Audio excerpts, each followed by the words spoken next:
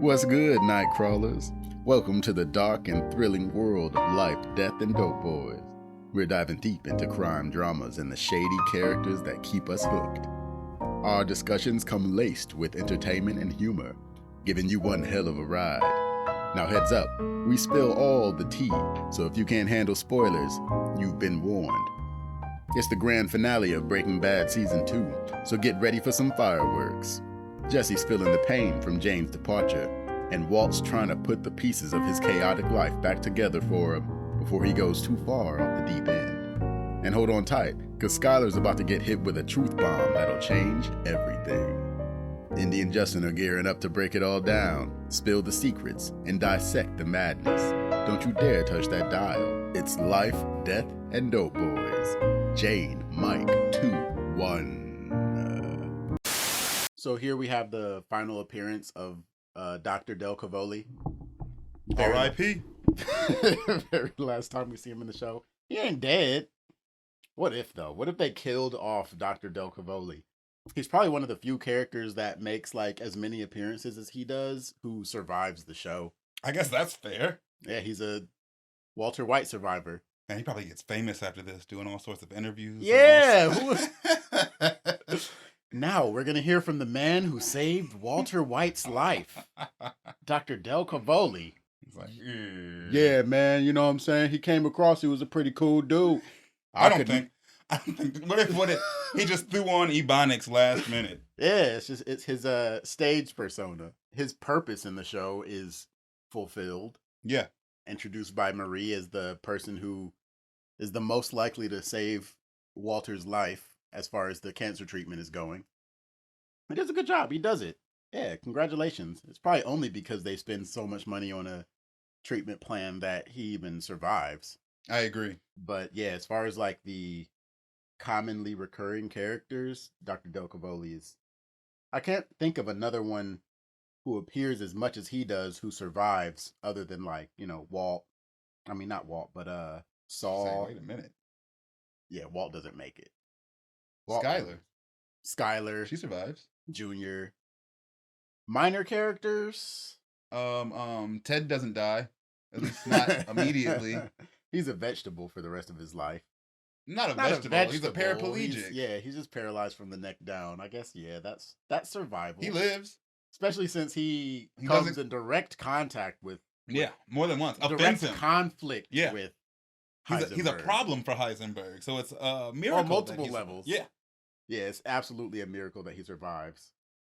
Walt probably learns that Ted is paralyzed from the neck down and is just like, good. Yeah, good, that's what he gets. Or no, that's what I bet you he tries to be some bullshit and feel like remorse for it last minute like he does for Mike and shit. Oh, I just realized you didn't have to be paralyzed from the neck down. All right, Walter. Whatever, bro. Oh, yeah, props to David House. David House is the actor who played Dr. Del Cavoli. Dr. Del Cavoli, yeah.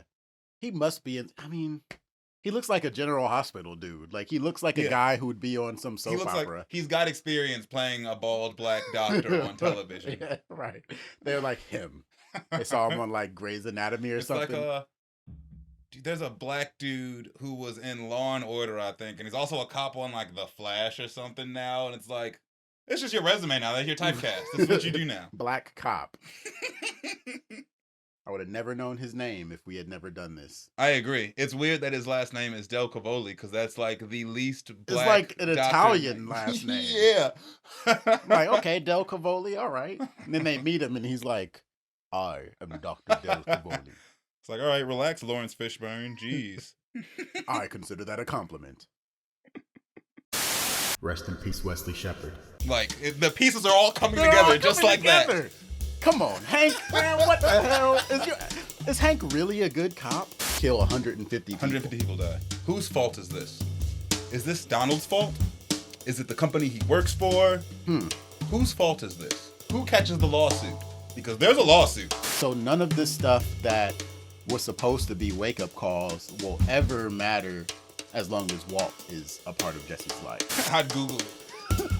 Sit in bed freaking out. How long is a dead body dead? It's no stress compressions, don't worry.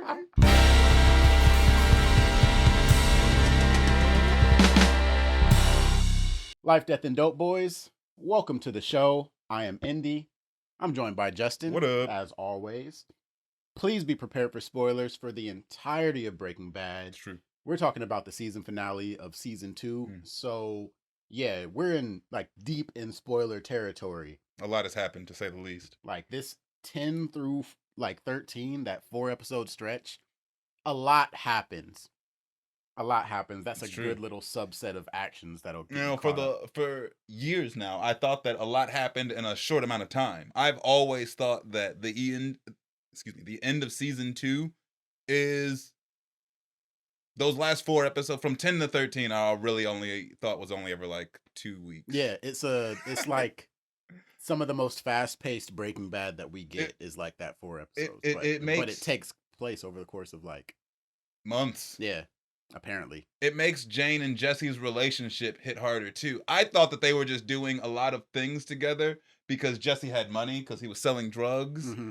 But I guess it makes more sense. They've been dating for 3 months now. I've only ever thought that Jesse and Jane had been fooling around for tops a month, 4 weeks, tops. No, apparently not. Apparently there's a lot of in between stuff that happens that we're not privy to, and we'll get into that a lot when we talk about the show. Yeah, we also get introduced to Mike Armin Hammer this episode, which is weird for them to introduce a brand new character in the season finale. But at the same time, they just introduced Gus an episode ago. The way it is too, it almost feels like Mike wasn't supposed to be a main character. Like he was just supposed to be some the fixer dude who shows up to take care of this, and then we don't see him anymore. I feel like Vince Gilligan is incapable of writing minor characters who stay minor. I'm surprised we don't know more about Dr. Del Cavoli, to be frank. Like he doesn't have a drinking problem or something. Yeah, he's an ex-boxer who this episode was written by Vince Gilligan himself and directed by Adam Bernstein. They're actually a duo. They've worked together to open up the entire series. Cats in the Bag and The Bags in the River. Those 2 episodes were both done by that duo.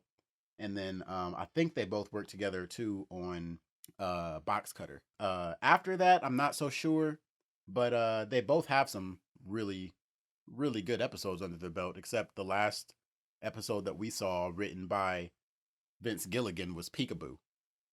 Yes. And that episode wasn't so... The last episode directed by...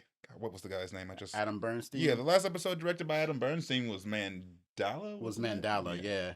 And that was a really good one. Yeah, that's a good-ass episode. He's a great director. I'm glad that he chose him for the season finale because this is a slower paced episode. It's not like the last one where shit was happening. I think that might just be it's hard to say that because I was gonna say I think that might just be Vince Gilligan's style because he seems to have done a lot of the slower paced episodes, but then I'm immediately reminded of Ozymandias, so it's yeah, a lot of shit happens. But that's also Vince Gilligan's magnum opus when it comes to writing an episode of a series. Yeah. That a lot of things are coming to a head in that episode. Yeah. And I think that's why it's so great and why it's so faster paced. But yeah, he's done a lot of the good ones. Peekaboo, not so much. I remember us not really feeling that episode. Jesse acts weird, Walt acts weird. It's not that they act weird. They're not good. I don't want to say they're not good characters because they're great characters. That's why we don't care for the episode. It's a character episode where it's a character development episode, but it's not developing either character in a positive way and not in a positive way. Yeah. I mean, all right. So the way that I think about, and obviously we're starting to talk about some other shit. So if you want to just go ahead and get into it, skip to this timestamp, like and subscribe. Yeah, do that too. But when it comes to Peekaboo, and the reason why I feel like talking about this now is because we didn't release an episode for Peekaboo. We recorded it. Just shorts and reels. We recorded it, but we didn't release it.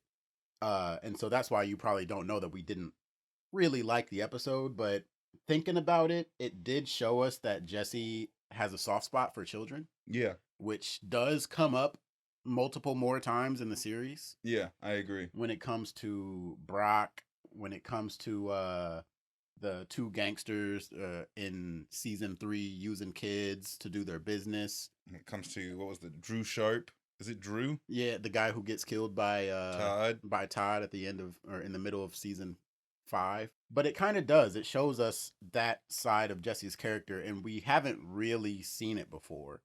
So for that to be introduced, hey, Jesse has a soft spot for kids. Like, you could say that with him and his brother, but at the same time, like what he does for Jake, you could say, oh, he did that for Jake because it's his brother. He wants to cover for him. Right. But to show us, like, all right, Jesse has a soft spot for kids. And then also what he did was he went into Walt and Gretchen's relationship on a deeper level when they had that conversation in the cafe.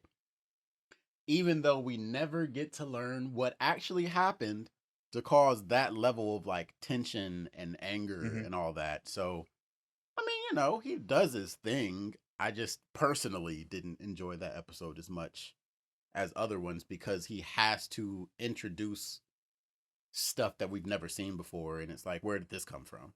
That's not what bothers me about it, because I kind of like that. I like that things are left up to our imagination kind of throughout the series. So, because it leaves a lot of it open-ended, you know? Yeah. We can have our own interpretation about it. Jesse and Walt's conduct in that episode, in both of their own ways, is really questionable.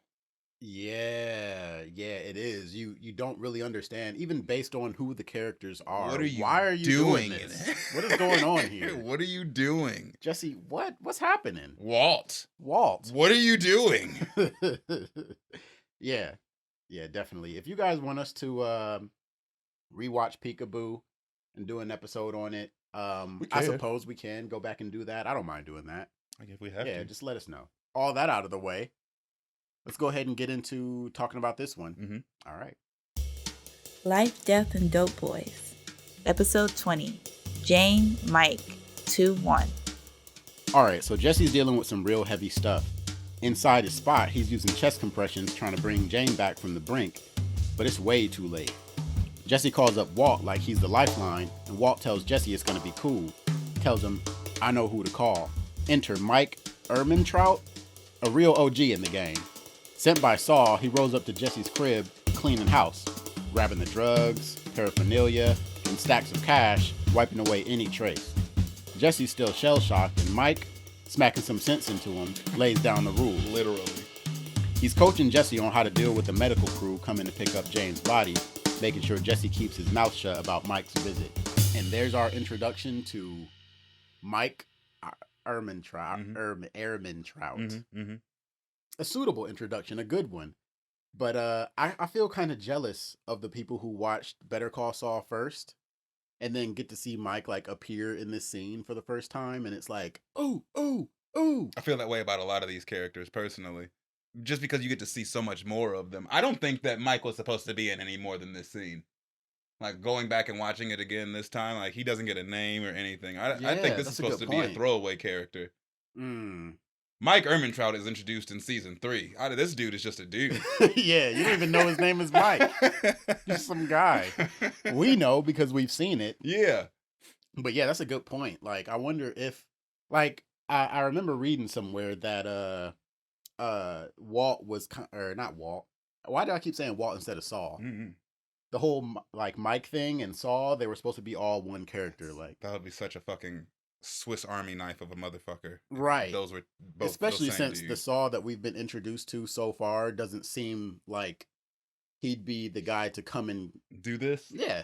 No, not at all. Mike seems way more suited to that kind of role. So I'm glad that they split him up and made him two different characters. Agreed. Especially because of the dynamic in Better Call Saul. But yeah, he definitely like slaps Jesse across the face, smacks some sense into him. Jesse is traumatized. He's gone. Like, the scene opens with him giving like the chest compressions to Jane, like trying to save her, and her eyes are already like dark. She's already pale. Dead. She's dead. Like, if you only knew, bro, she died at like 11 o'clock last night. Right. Shit is over. My thing is too, like, what? I guess what else do you expect Jesse to do? Yeah, I mean, he's gonna try to fix it so nobody gets in trouble real quick. Get in trouble? Jesse is trying to save his girlfriend. He doesn't want Jane to die.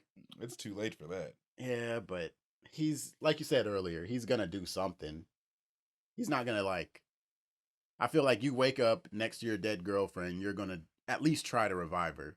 You don't know how long she's been there. Like, maybe there's still time. Goofy ass. I'd Google it. Sitting in bed freaking out. How long is a dead body dead? If your chest compressions don't work. 15 minutes. Jane's pops Donald rolls up to the duplex, leaving a voicemail thinking he's gonna save the day, telling her to gear up for rehab. But when he pulls up, it's a whole different scene, the ambulance in full swing. Donald, he ain't dumb. He knows what's up the moment he lays eyes on it. Inside Jesse's spot, Donald's just watching, silent witness to the medics doing their thing with Jane. Jesse's in the hot seat, getting grilled by the medical investigator, sticking to Mike's script like it's gospel. On his way out, Donald's peeping Jane's apology girl sketch, snatching it up without even giving Jesse a second look. Dude's all wrapped up in his own world of pain and grief. Jane's birthday is your birthday. Jane's birthday is my birthday. What a surprise. Like, I was like, of all days to choose, like, right? So it's my birthday. Yes, thank you. It's super random. I wonder why. I wonder what the significance of April 4th is to anybody in the cast. I wonder if there's a reason. I don't know. Like, it really feels like a lot of the little things they do in the show are done deliberately. It seems like it. I know for sure, like, Jane's birthday being the 4th, like, maybe it's because that's a day that's coming up. I don't know if they decided, like, what day the airplane crash was going to happen, but it turns out to happen on April 5th. And that, you know, definitely, I would say that it contributes to the fact that it even happened, because it had been enough time to where, like, Donald maybe should have been all right. But the fact that... That week, he should have taken that week off. That was, yeah, for sure. Done something, maybe a candlelight vigil. It seems really irresponsible for his peers and coworkers or his superiors or whatever to let him return to work that day. The day after his dead daughter's birthday. Like, her first birthday after death at that. Like, he has had no time to, like, get used to Jane being dead. This is her first birthday where she's not there. He probably had plans for that birthday and everything. Like, when Donald pulls up to the scene, you can see on his face, like, the expression is like, all right, he understands what's going on. There's an ambulance out front. He remembers what happened last night. He's probably thinking, like... It's almost a look of disbelief to me. Yeah. It's really like the look on... This is him when he sees the ambulance for the first time. And it really is like in his mind, he's going, nuh-uh. Yeah. What? Nuh-uh. There's not an ambulance there. Everything's fine. I'm going to go pick up my daughter and take her to rehab. Right. And in every scene, every time he advances, it's just him going, nuh-uh. Yeah. This is bull. Nuh-uh. Wow. This didn't really happen. Wow. Even as he's looking at Jane getting zipped up into the body bag, nuh-uh. he's like, what? This is a dream to him. This is not real. I wonder how realistic it is that they zip up the body into a body bag on the scene. I mean, I guess if the body is already confirmed dead. Yeah, there's no reason for it. Yeah, because a lot of times they'll take the body to the hospital first in order to get it pronounced, Mhm. and then I don't know nothing about I don't either. police procedure. I watch the shows with the criminals as the protagonists. Yeah. But yeah, it definitely seems like he's Definitely in adds to utter the effect. disbelief. He pulls up and you can tell he's thinking, like, please let it be the junkie. Please let it be that dude who's dead. Like, he is, because he knows it's one of three scenarios. Either Jesse's dead, Jane's dead, or they're both dead. And that gives him a 1 out of 3 chance that, like, his daughter is alive. Right. He's got to be hoping for, like, I mean, he already doesn't like Jesse. He's definitely like, I hope it's not Jane. From a parent's perspective, I would wish almost anyone was dead other than my child if it was between my child and some other person I met one time. Yeah. Especially if that person immediately pissed you off. Yeah. Nah. Yeah, it's over. Jesse knows immediately that he's been evicted. He doesn't even have to look at him to tell that. Bro, I wouldn't want to live there anymore. Fuck evicting me, bro. I'm moving. Like right now, I'm packing my shit already. I'm out of here. He was feeling weird about living in his aunt's house after they melted 2 dudes in the bathroom. Yeah. My girlfriend died in bed next to me in this apartment. I don't want to live here. Nah, I'm never looking at this room again. Ghosts. Yeah. Also depression, but ghosts. Now we're at the DEA field office with my man Hank making moves. Dude's hitting up his crew for some cash, something to throw in for Walt's surgery fund. But it ain't all about the money.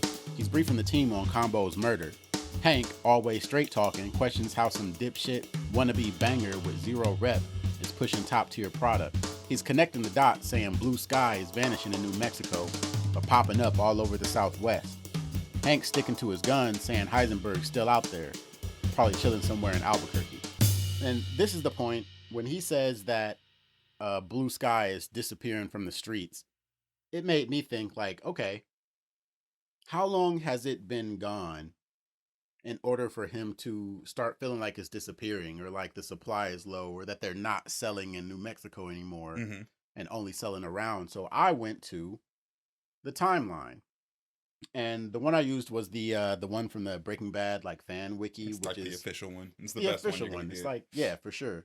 And so I found some things about the timeline from episode 10 to the season finale that I was not expecting. So I'd like to go over it. So starting in episode 10, episode 10 ends on December 18th. We know that Jesse moves in to his current apartment on November 18th. And Over ends on December 18th. Over is the episode where Walt is through with the game. His cancer's in remission. He's like, we'll move this last 38 pounds of meth and then I'm out.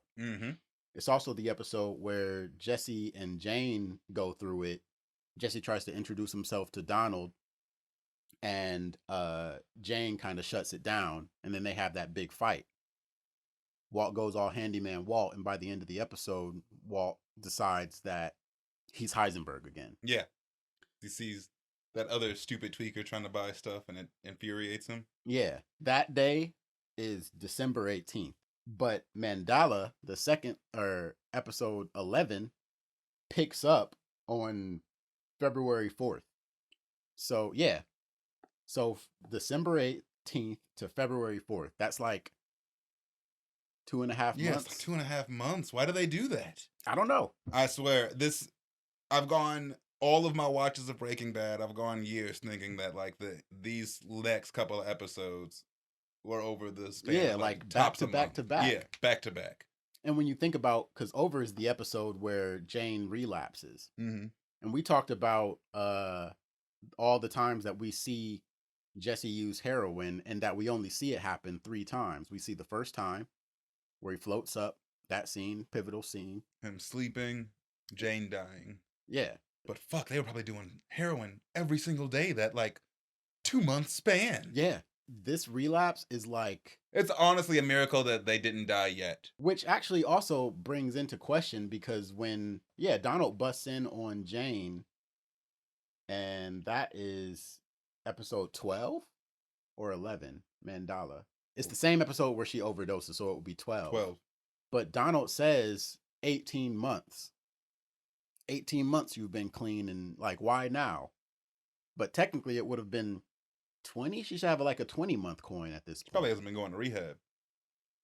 Can't get the coin if you're not going. I don't know, man. I mean, this kind of brings into question My the thing timeline. is, how often are her meetings?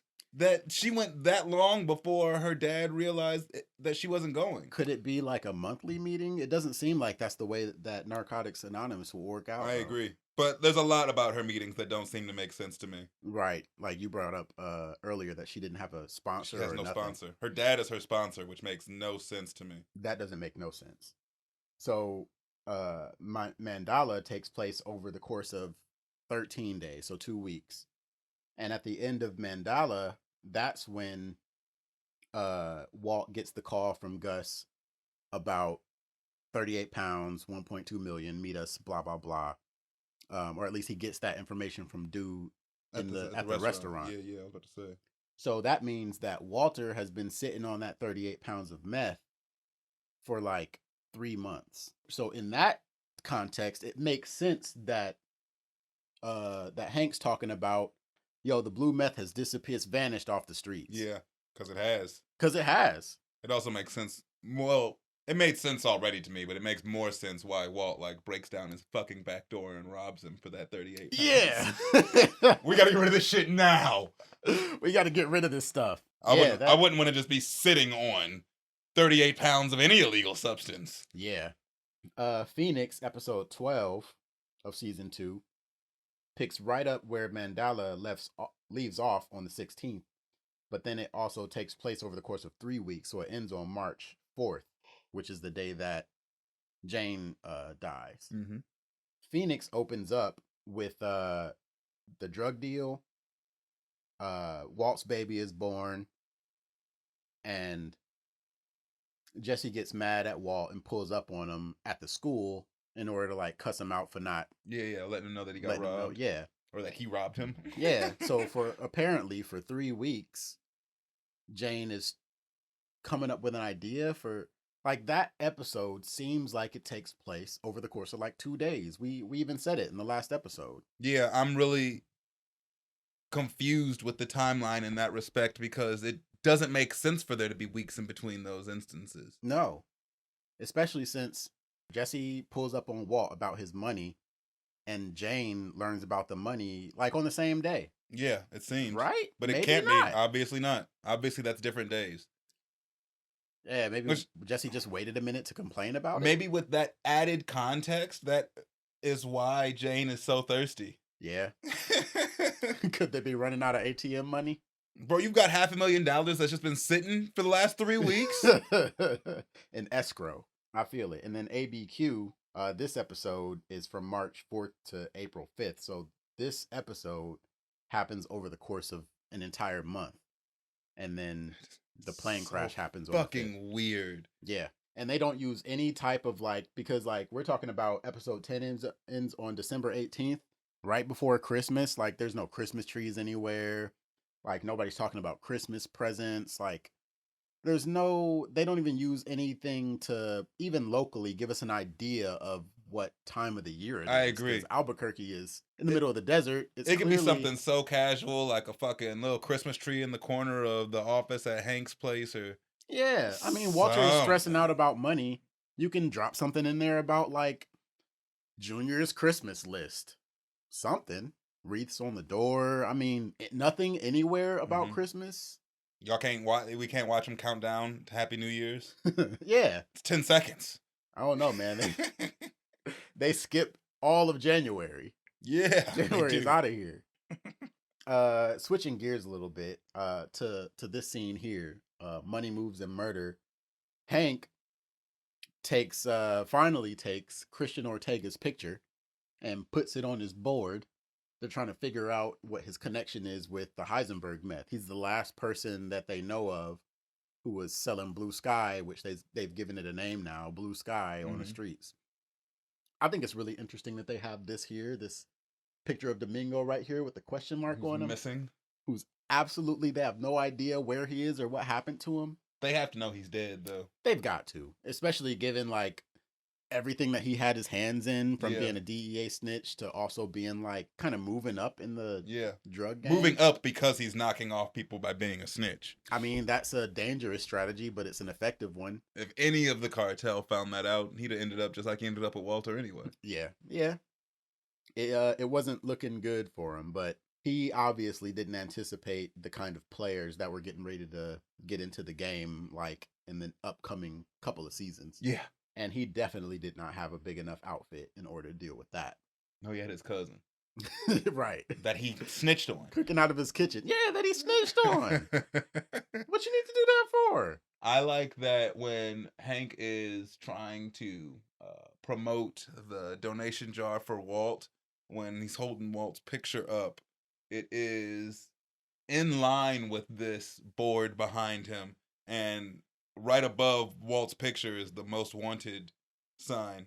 It's interesting symbolism. You brought up previously how when Hank is holding up Tuco's teeth, they're like over Walt's mouth, like it would be right where it would be like he was wearing the grill. Yeah. It's like they keep throwing subliminal signs right in front of Hank to tell him who it is. He keeps getting these signs until he's like sitting on the toilet reading. Bro, it's not even all subliminal. Like It's like that scene you were talking about when Hank's helping Walter lift the bags of cash into his car, and he's like, "Yeah, what do you got in this bag?" And Walt's like, $500,000 in cash, and he just laughs it off. Yeah. Like, no, man, this stuff is right in your face. Like, if you just pay attention, Heisenberg is right there. That's probably why it becomes such a vendetta for Hank in the end. Albeit, like the twins tried to kill Hank and that was Walt's fault. All of this crazy shit is Walt's fault, and sure, you probably want to catch him for that. But also the fact that Heisenberg has been smiling in your face the last year. Yeah. No, this is personal. Yeah. This is absolutely personal now. Hell no. No, bro. No, absolutely. But I don't think that the whole Combo murder and Combo having blue sky on him, I don't know if that actually brings Hank any closer to learning who Heisenberg is. Nope. I mean, he obviously doesn't believe that they actually caught Heisenberg when they got Jimmy whatever the hell to... I feel like it would be just doing some due diligence, though. Who are the people that Combo hangs out with? You've already arrested one of them. You've already interrogated two of them. Yeah. Like, they've sat and had a conversation with Jesse Pinkman. They've sat and had a conversation with Badger. Those are two of Combo's best friends. Like, it's weird that dots aren't connected. But how would you find out that that's Combo's best friend other than asking Combo? Bro, you know what I'm saying? You got Combo's cell phone. The last person he calls is Pete. That's just regular police work. Yeah, it's just regular police work. Who's the last person he called? Oh, let's go talk to them. Who are the people he hangs out with? Oh, these two motherfuckers we've already arrested for this. Especially given that Pete has a record. He's on probation. Like, Pete got out the game when he, I feel like that gives more, credence to Pete wanting to just, leave the game. Like, no, I'm out. Like, I'm done. I'm on probation. But it seems like, yeah, if they were able to get the meth off of Combo, then they should have his cell phone. Like, why? The last person he called is a motherfucker that's on probation. You're gonna tell us what you know, or you're going back to prison, motherfucker. Yeah. Did you know he was in the same cell block with Tuco Salamanca? Like, the pieces are all coming together just like that. Come on, Hank, man, what the hell? Is Hank really a good cop? Because, he has, these detective moments in season 1 and, the beginning of season 2, where it's like, all right, this dude is actually, really smart. He can connect the dots in a way, and then he's got his action scenes in season 2, season 3, all for the rest of the series. But when it comes to stuff like this, is this bad writing, or is Hank a bad cop? I'm not willing to say either until we've watched season 3, episode 1. Because earlier in this show, we did this same sort of conversation over Crazy 8 and Domingo. And then the next episode opens up revealing that Domingo is a snitch. And it was like, oh, all right. That kind of made everything make sense. That's a good point. Because for all we know, I can't remember. Maybe Gus's henchman took Combo's cell phone or something. Maybe there's a reason why he didn't run the numbers in Combo's cell phone. Maybe he did, and we just haven't gotten those details yet. Yeah, that's true. From what we know right now, though, yeah, it makes zero sense that he wouldn't just run the numbers in the cell phone. See, the last person he called was Skinny Pete. Skinny Pete is on probation and was in a cell block with Tuco Salamanca. Skinny Pete is friends with Badger and Jesse Pinkman, two people we've already arrested for this. And we seized money from Jesse Pinkman. Jesse Pinkman's car was at Tuco Salamanca's shack. It's right there. It's right there. At the very least, he should have come to Walt and been like, hey, Walt, we think that Jesse Pinkman might be working for Heisenberg. You should probably stop buying weed off of him. Right.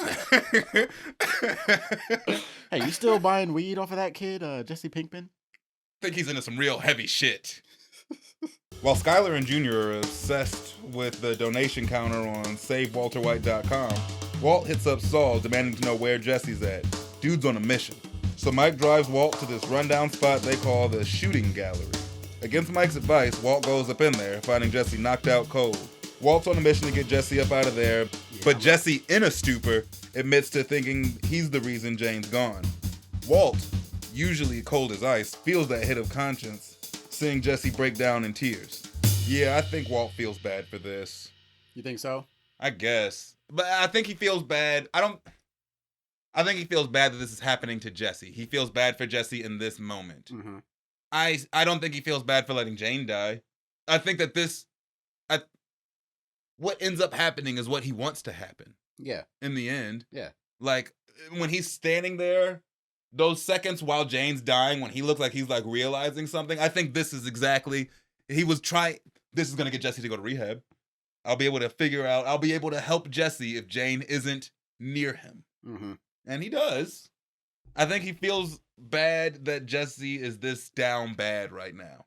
Walter sits in the show in kind of like a unbelievable position where the shit that he does rarely affects him or his people. Yes. Like the people he cares about. Yeah, nobody in his family, no one in his personal circle, at least not till season 5 starts. Season 3? Hank catches a lot of bullshit because of Walter. Okay. Yeah. I was thinking more about Hank's death, but that's a good point. Hank almost dies in season 3 because he catches Walt's bullshit. But this is probably the most directly it hits someone who Walter cares about. And I am in the camp who believes that Walter cares about Jesse. Even if he doesn't treat him the best, I think he cares. But like, I agree with you. I don't think that Walter feels sorry for Jane dying because he's not really one to like feel sorry for people dying. Like he cries after he kills Domingo. All right. He doesn't really react to killing Emilio. That's more like self-defense. That's self-defense. I don't think anybody blames him for killing Emilio. Yeah. Domingo is more like self-preservation. And then Jane is kind of the same way. But she's like essentially a stranger to him, except that Jesse really cares about her. So I think that that's kind of things hitting home a little bit. And that's why he's feeling bad for Jesse in this situation. In watching this scene, it's hard for me to even think about how Walt feels. By this point, it's hard for me to care how Walt feels. Like, I'm sure I can see that he feels bad, and I'm sure that he has some remorse and he has some guilt for how Jesse is right now. But Jesse is the one that I feel bad for in this. Jesse is the one that your empathy reaches out to, in my opinion. He's bawling. I loved her more than anything and shit, dude. Like, it's real hard not to feel really bad for Jesse Pinkman in this scene. Like, holy shit. Even Walt feels bad. Yeah, like this is rough. This is rough. This is the most down bad that Jesse's ever been in his entire life.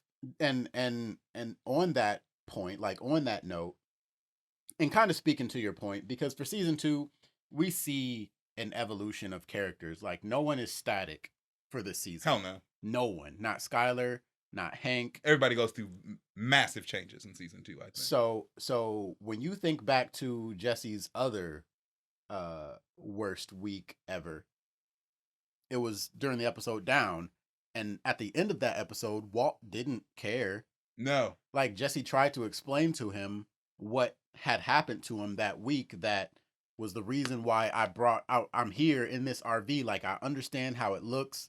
I know you told me not to do this, but my parents, they're being assholes. Walt doesn't even hear him out. He just keeps yelling at him.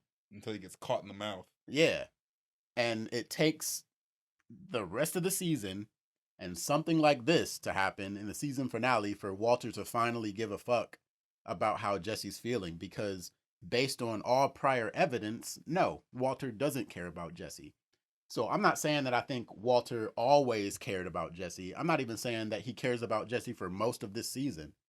But I do think that probably starting at maybe around the tail end of the previous episode, Walter starts caring about Jesse. And when he decides to let Jane die and he starts crying over it, I think that he is considering Jesse. You think he's crying for Jesse? Yes. I don't think he's crying for Jane at all.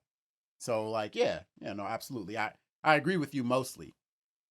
But I do think that that Walt does care, and Jesse is not coping well. And I know that, yeah, he sees this as an opportunity to get Jesse into rehab, but I don't think that Walt in a million years expected for Jesse to end up in a drug den. Strung out on heroin? Yeah. Jesse is a tortured character. The whole show. The whole show, but the worst of it, the worst times that he has is in season 5 and season 2. And honestly, I feel like season 2 Jesse is the worst off. Like, No, I don't. what's so much worse about, because Jesse goes through so much more. What happens in season 5 that makes Meth slavery. That's enough. You are now a slave to this band of white you're being supremacists. human trafficked? Yeah, you're a slave to these white supremacists, and when you tried to leave, they took you to your girlfriend's house and made you watch her brains get blown out, and then took you back to go make more meth. Like, and that would have been his life until they decided to kill him if Walter hadn't shown up. Again, if Walter hadn't shown up, Jane would probably still lived. Mm-hmm.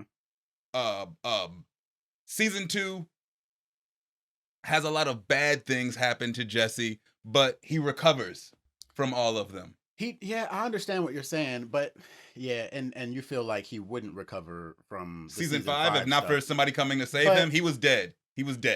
But by the end of season 5, he's free. Only because of Walter. Yeah, but like, all right, so season 2 Jesse is a lot of bad things. So season 5, I feel like a lot of bad things happen to Jesse as a result of his life being manipulated. Season 2 Jesse, everything that happens to him, he blames himself for, rightfully so.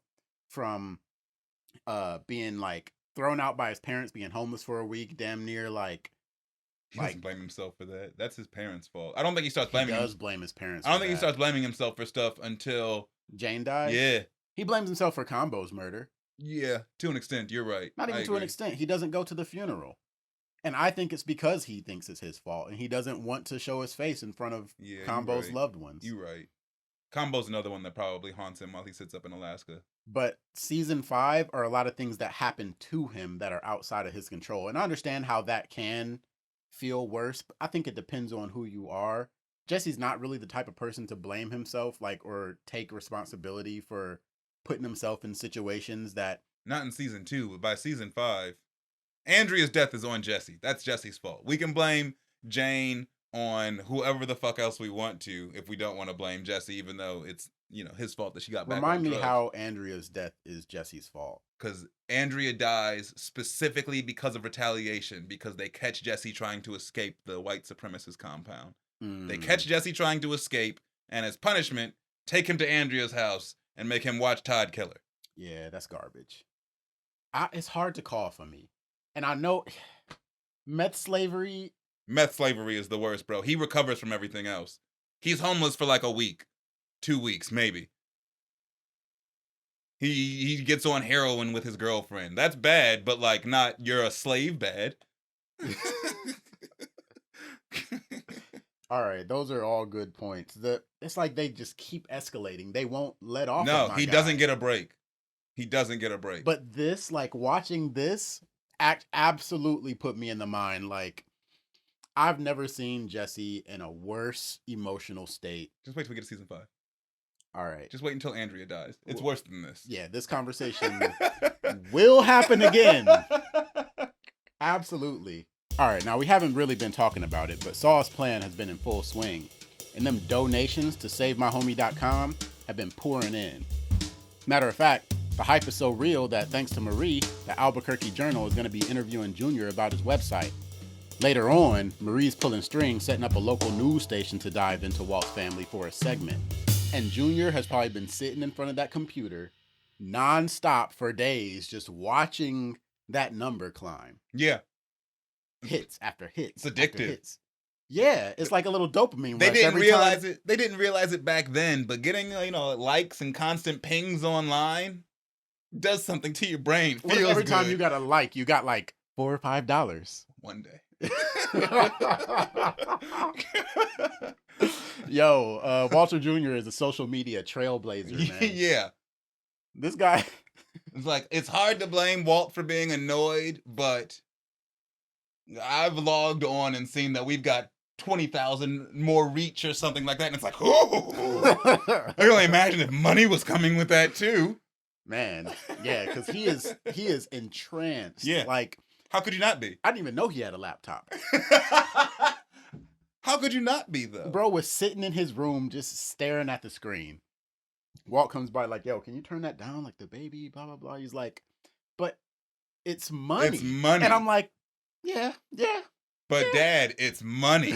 It's like the answer. If I was Walt, I'd be like, oh, okay, sorry. That's the answer. But that is money. Like every time you hear it ping, I don't know if you knew this. That's someone else giving us money. You should be excited for this. And now he's going to be on the news. This has gone way further than Walt ever projected or expected it to go. But at the same time, he's about to launder $480,000. Do you think into his son's website? That's gonna catch some media attention. Do you think the plan would have still worked if he had sprinkled in 1 or 2, 3 large donors with those little donors? Like, I feel like a lot of the reason it's getting on his nerves is because it's constant. $5 here, $10 here, $15 here. What if he had somebody donate $10,000? Bro, I'm not. They're already attracting media attention. Like, it could just be another unnamed motherfucker. I'm sure that after the news story breaks, somebody donates like $10,000, like some local business in Albuquerque or something like that. Dr. Del Cavoli comes in, donates a few dollars. Oh, these dudes paid me, or still in the process of paying me $150,000. Let me give him $10 real quick. Yeah. Like, here, have a McChicken. I feel like an easy solution, if it's bothering him so bad, ramp up the amount of the donations to launder the money faster. I don't know. I'd just go it's with anonymous, Saul's. isn't it? I'd just go with Saul's plan, man. Saul's plan is a solid one. I'll give you that. Because he obviously knows more about what he's doing than Walt could ever know. Walt doesn't even know where to start as far as getting his money. He's in Saul's office, like, complaining about how it feels to have all this money and not be able to use it. Immediately starts complaining about Saul's plan. It's like, Walt, you can't have it both ways. Like, you either are going to get your money and keep it a secret from your family and launder it in some way that makes it seem like you're not responsible for the money, or you're going to tell your family that you are a meth kingpin. Like, you can't have both. I'm sorry. I agree. Unless you do something like they did in, what was it, season 4, where they bought the laundromat and lottery winnings. Yeah. Gambling winnings. At least that way, like, you think he could have told that lie to Skylar. That would have been a lie. How do you claim like gambling winnings? Well, I mean that's the lie that they use anyway. Mm-hmm. Walt could just say, "Hey, I was having a midlife crisis and went to Vegas." I don't know. Your wife does your taxes? No. If your wife is a financial, like, accountant type, I agree. She's gonna see some shit's fishy. She does your taxes, and then you say, "Yeah, it was gambling winnings." She's gonna be like, "All right, so we're gonna expect to see like at least $85,000 hit in our tax." You can't tell the kind of lie that your wife can just Google, even though he tells her that Gretchen and Elliot are broke. Yeah, she could have just Googled that. Gray matter, net worth. I guess that kind of reinforces the point that I don't understand why he doesn't tell her anyway. Like, once he has $500,000 in the house, she's the best accomplice. He thinks that he can do it this way. But Junior's getting way more attention than he anticipated. Between Skylar, Gale, and Saul, Walter could have kept going forever. I think that when he's sitting in the when the news crew gets there, right? He's sitting on the couch and Junior's sitting next to him talking about how, man, this guy is just like, he's a great man. He's a great role model. My dad is awesome. He's saying all these good things about Walt. And Walt's sitting there with this look on his face. I think that Walt is starting to feel, or it's like getting to him, like he's thinking about what he did with Jane, what he did to Jesse, and all that kind of stuff. And because this is before he checks him into rehab, I'm sure. Yes. So I think the news scene where they do the interview is before extraction. I don't know that, because he I calls. trust you because you put this together, so you would know. But the one I'm not sure about is if he takes him to rehab before or after the news crew, because I know the news crew is later in the episode. Well, I mean, where would he be if? I figure he finds him at the trap house and then immediately would take him to rehab, where else would he go? Yeah, that's a good point too. Like to Jesse's house, just drop him off Yeah. back at the spot where his girlfriend died. Yeah. Nah, he's hiding in his basement right now behind the insulation. What if? But yeah, I think that that's actually getting to Walt, and he's really, really feeling bad because he knows that everything that Junior's saying about him Is a lie. completely untrue. Yeah. But his family thinks he's this great man. And I think that contributes to Walt's guilt in this episode. I can see that. I agree with you there. Mm-hmm. I think his family big upping him constantly and him knowing the truth about himself bothers the hell out of him. But is his son big upping him, but what's bothering him, or the fact that he's on the news asking for more charity? Why does he look so annoyed? Is it the situation he's in, or is it what he's listening to? Man, that's a really good question. It could be a little bit of both because he for sure doesn't want to be there. He does not want to be there. Like his family makes him do that. Like this reminds me of when Skylar had him up in that group therapy bullshit. And you could tell that he did not want to be there. That's what that reminds me of. But it's also doing that like slow close up to him that it's like, all right, there's something deeper happening. That makes me feel like it has something to do with. I get that. Junior big up in him. I don't think they should have ever told him about the site, but then he wouldn't have been able to launder money through it. Yep. And we would have never got to this point. Because how many people would have found that site and given money to Junior anyway? He would have had to be like a master marketer. Yeah, and he's not. Mm-mm. I don't know if you ever went to SaveWalterWhite.com, but it is awful. It is hard to read. It is painful. It is. What's so bad about it? It looks like a website built by a 16-year-old. It reads like a website built by a 16-year-old. It's, bro, when we're not recording and you got some spare time, check out SaveWalterWhite.com. It's like, ugh. If I was Walter White and I saw that website, I wouldn't like it very much either. It was like, son, let's take some of this money and get a professional web designer at the very least. Look like a MySpace This page. is it. Yes. Some weak-ass HTML real quick. Yes, bro. It looks bad. And then Walter Jr. sucks at, like, English. Spelling. Grammar. Sentence structure. We're in the DEA office, and Hank's boss, ASAC Thunderbolt Ross, is doing the introductions. 3 local big shots throwing some cash in the agency's way, and guess who's in the mix? None other than Gus Fring. Gus peeps Walt's photo on Hank's donation jar and starts asking questions. Hank lets him know that Walt's his brother-in-law battling lung cancer. Gus, playing it slick, slides the donation into the jar. Bro, I wouldn't be surprised if those other big shots were also like drug kingpins in some way, like crime bosses too. At the very least, they're very high up, businessmen. Like very influential businessmen. Yeah. I guess it doesn't really seem out of place because Gus is a very successful businessman. Yeah. It doesn't matter what his business is. But like those other dudes, like they fall back quick. Like it doesn't take long for it to just be Gus and Hank. They're like, oh, okay, great. I don't give a fuck about this. It's not even that. The 3 of them are on a tour with ASAC Thunderbolt Ross. And I think the only reason Gus stops is because he sees Walter's picture. So he's more interested in the picture. Yeah. So he hangs back. Why is this dude that I'm about to be doing drug deals with? And what is this? But who are those other 2 dudes that ASAC Thunderbolt Ross is cool with just leaving Gus behind? Like, this is a tour. We're talking about this. It's like probably realizes that Gus is talking about the Walter Fund. Leave him to go donate money, I guess. Yeah, just leave him behind. You 2, we're gonna go and talk about some other stuff over here. I'm sure they didn't go far. They overheard this whole conversation.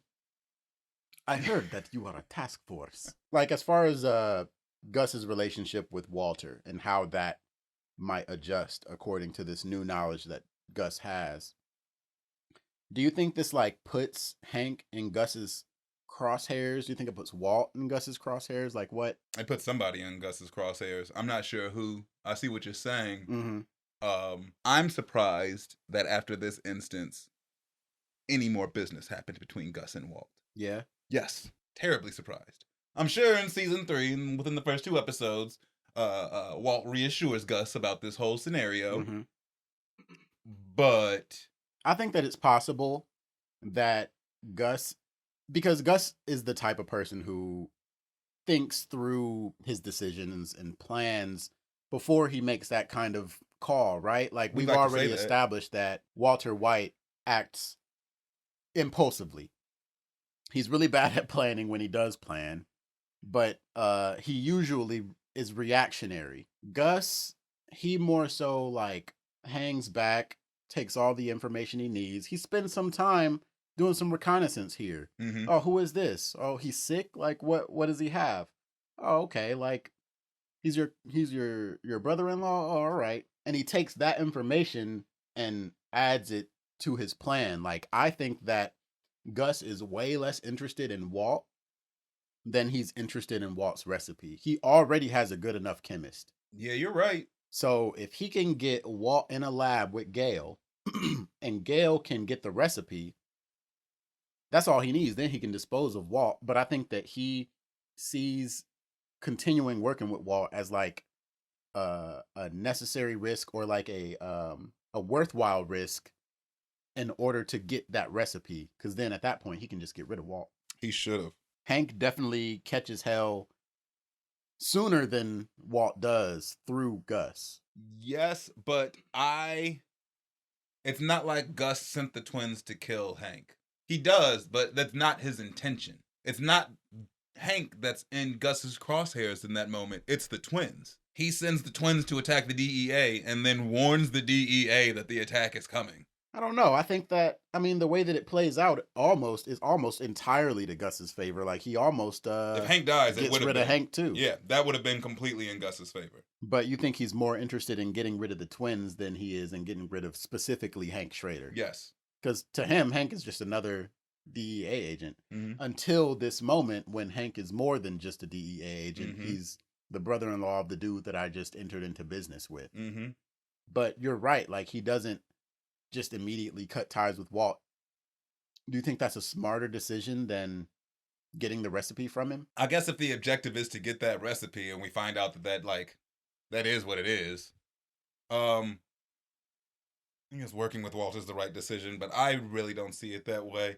I've started to kind of second guess Gus's decision making because he played like a really methodic character who plans and all that, but some of his decisions seem rash and freaking Illogical. Yeah, man. Are you talking about like this one? Yes, this is one of them. Yes. I think that Gus versus Walt is like it's like a battle of the minds, but Walt is more of like a restless, more sporadic force than Gus.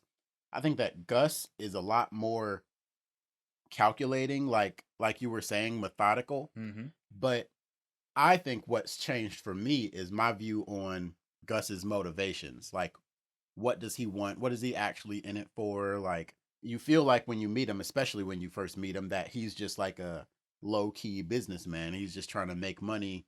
But as you get to know him throughout the series, you understand that he has emotional vendettas. You understand that there's more to him than just being methodical. I think the way that he thinks and the way that he plans is still in line with your initial like vision of him that you feel like is changing. But when you take into consideration just how risky he is, like he's not risky in the sense that he's going to compromise his identity and bring himself into the legal system, but he's risky in the sense that he's willing to do things that might put him in a little bit of a disadvantage. Like he thinks that he can win, like he has the wherewithal to be able to weather both storms.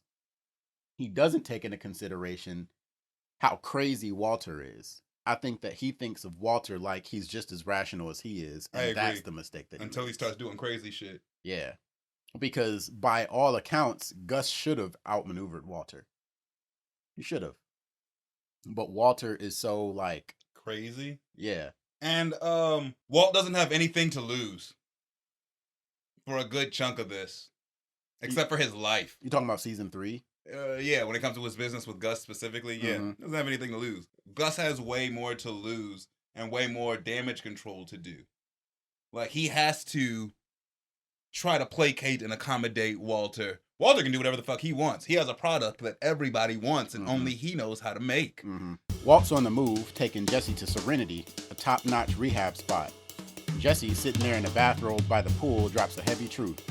What you said in the desert, I get it now. What you meant, I deserve what happens. He's referring to the conversation they had in, 4 Days Out? I think so. Where they're in the desert and they both think that they're gonna like die in the desert, and Walt is like, I deserve all this. Everybody, I was supposed to be doing it for this reason, but I've done nothing but ruin my family's lives and all that kind of stuff. I deserve what's coming to me. So Jesse is starting to feel that same way. It feels like the first time that Jesse is actually taking accountability for things that happen to him, but he doesn't realize how not his fault this is. Yeah. Like, out of everything that's happened so far, you can actually blame Jesse way more than you can blame Jesse for what happened here. Jesse didn't kill Jane, but he feels like he killed her. But he didn't. It's because he doesn't know a slightly important detail. I feel for Jesse, and I'm hard on him sometimes, but it's gotta suck. Like, from the outside looking in, we have the dramatic irony. We're in that position to where we know that this isn't Jesse's fault. We know that he's talking to the guy who killed Jane. But at the same time, this is the wake-up call that gets him to turn his life around. He needed this. So then is Walt right? A person didn't have to die, or shouldn't have had to die, for Jane to go to rehab. Or for Jesse, rather. Jesse just needed people around him to be like, hey man, you should, maybe check yourself into some sort of therapy. But the only person telling him to clean up at that point was Walter White. He was sitting on his $480K, and he wasn't going to give it to him until he cleaned himself up. This. Oh, well, his parents were telling him that, but they are not around him. Everybody else around him does drugs or is in the drug trade. Yeah, they're not going to let him stop. Regardless, Jesse needed some wake-up call. Jesse needed some big thing to happen. Mm-hmm. And it's like, big things keep happening. Slowly but surely, they get bigger and bigger until it's like, you can't avoid this. You have to deal with this now, Jesse. Because getting kicked out of the house that you were living in by your parents is a wake-up call. Having to sleep in the fucking Winnebago covered in porta potty juice is a wake-up call. Getting your friend Badger arrested, getting your friend Pete robbed, getting your friend Combo killed are all wake-up calls. Yeah. Damn. Something like this, maybe it did have to happen. Yeah, it had to happen. Something like this had to happen to Jesse for him to actually take notice. But given Jesse's situation in this season so far, and even season 1 to a certain extent, like, is there any getting out of this while Walter White is still in his life? Like, maybe Walter is the thing that he needs rehab from. Like, yeah, he needs to stop doing drugs, but what he really needs to get away from is Walter White, because even if he goes to rehab, and it's proven throughout the show, it's what happens. Even though he goes to rehab, having Walter White in his life still it puts him in a, according to you, even worse situation than he was in before. For sure. So none of this stuff that was supposed to be wake-up calls will ever matter as long as Walt is a part of Jesse's life. Yeah, you're probably right. After he gets out of rehab, he probably should have changed his number, blocked Walt's number or something. Yeah, because like with the Tuco situation where he gets kidnapped, Walt takes his gun. Arguably, Jesse wouldn't have got kidnapped if he had his gun with him. Maybe not. Maybe not. Arguably. He could have defended himself or at least tried. Shit. Mm-hmm.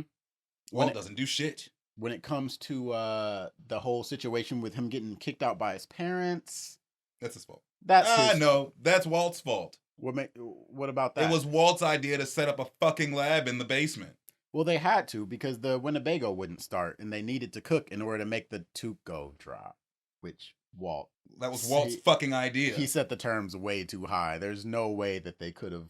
Yeah. That was Walt's fault. And then Pete getting robbed, that wasn't necessarily Walt's fault, but when it comes to Combo, at least, they shouldn't have expanded into that territory. That was Walt's idea. Jane dying, that's Walt's fault. Like, this is all stuff that, like, is happening to Jesse as a result of this dude being in his life. But so like there's no amount of rehab with this poisonous dude around that's actually going to change Jesse's life. Because, I mean, he gets out of rehab and then starts trying to sell meth at a 12-step program, which is some of the grimiest shit. Yeah, if there's a reason to not like Jesse Pinkman, there it is, right that's there. it. There it is, that's right some there. grimy shit. That's really messed up. And then criticizing the people who are using the meth? Yeah, there's what he should have done at this point is decided, which I think he did, decide to cut Walter out of his life. And yeah, I'm pretty sure Walter just ends up pulling up on him. Yeah, he just doesn't stop bothering him. Walter's the one who never gets a wake-up call. Shit. I mean, getting kidnapped by Tuco was a pretty strong one. He doesn't wake up. He does not wake up. I don't think Walter ever gets a wake-up call. Maybe Ozymandias is Walt's wake-up call. Yeah, because the next thing he does, it's a while later, but the next thing he does is come back and kind of right his everything. Wrongs. Yeah. Gets Gretchen and Elliot to technically launder his money for him. Yes, not even technically. He actually forces those motherfuckers to launder his money for him. It's crazy how they keep him so far from any consequences until the very end of the show. And I don't think he has a wake-up call even then, bro. He just dies. I think Walt dies with the exact same mentality that he has like right now. Worth it. Yeah. I liked it. I was good at it. Yeah. I don't think Walt changes very much at all, especially for the better. Yeah, as far as Walt is concerned, he milked 2 years out of his life. Yeah. He should have died a long time ago. We're in the hospital, and it's surgery time for Walt. The nurse does her thing, hitting him up with a relaxant to get him prepared. As the chill vibes kick in, Skylar, trying to be supportive, asks Walt for his cell phone to hold on to during the procedure. Walt, all groggy from the meds, hits her with, which one? And Skylar's face drops.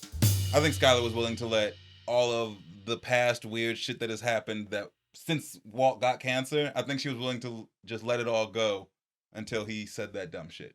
Yeah. I probably agree with you. Especially since we don't hear about any, like, we have Down where he gives him the cold shoulder for like a whole week. She's also kind of being grimy herself. Like, I could see her letting that go because we don't hear about it. Mm-hmm. I think that she was like, this is a new beginning. This is a new start. Walt's about to have this surgery. The cancer's gone. We can move on with our lives, continue things the way they were, and get back to normal. It really seems to be what she wants. But then this admission that he has a second cell phone, like this is the normal. The last time that we see them have like issues is probably in like Peekaboo. Either Peekaboo or Breakage, but Peekaboo seems like the episode where she like actually put it past her because when Gretchen calls the house, like I think that like it seems like, oh, okay, so she's good now. And then after he tells her that Elliot and Gretchen cut off the money and that they're broke, it seems like that's like a moment, like because you can see Walt, like he kind of like moves in for the kill. Yeah, they're broke. We can get through this together though. And Walt kind of uses it as an opportunity to bridge that gap and get things back to a point to where he's back in her good graces. And then they really don't have like a real problem after that until here. So it's almost like as a viewer, especially on your first watch, you could have completely forgotten about the fact that they was beefing 7 episodes ago. Yeah, for real. Like they gave it a lot of breathing room. And then you started to see a lot more like Skylar and Ted stuff, and they kind of used that, replaced Skylar and Walt's tension with the Skylar and Ted stuff. So I'm definitely willing to believe that she was willing to be like, all right, that's in the past, we don't have to worry about that no more, we're just gonna start fresh right here. It's almost like he got a second lease on life. Junior started this website and the public is paying for the cancer treatment. It seems like everything's gonna work out. Yeah, I agree.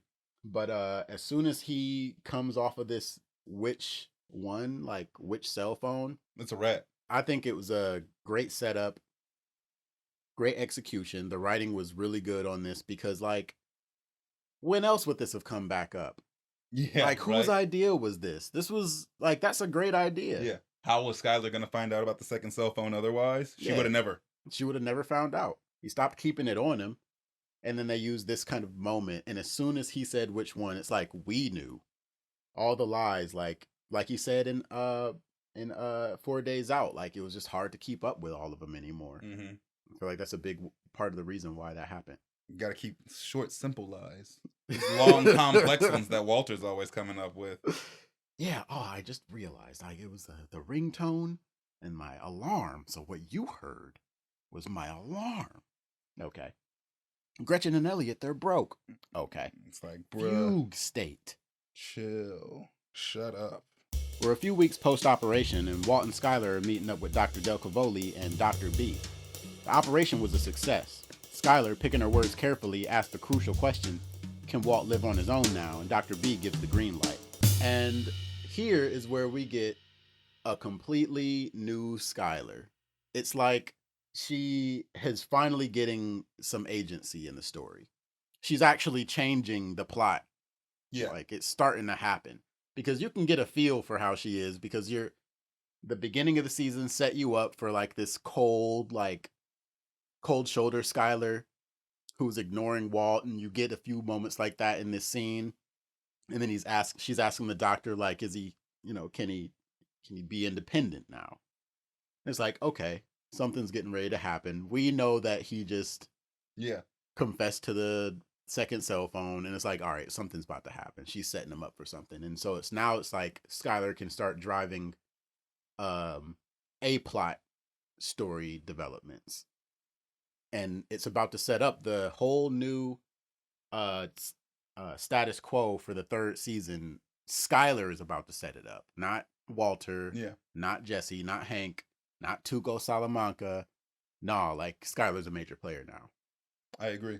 But a lot of the plot resolutions happen here with the cancer and everything. It's like, what kind of Breaking Bad are we going to get in season 3 then? Yeah, if Walter no longer has cancer, what's the point? He doesn't have cancer. He doesn't have to sell. He doesn't have any more meth. He doesn't have a family. Like, Jesse's in rehab. This is a season finale. This is a series finale. Yeah. This is a series finale. This is one of those that makes you go, all right, so what?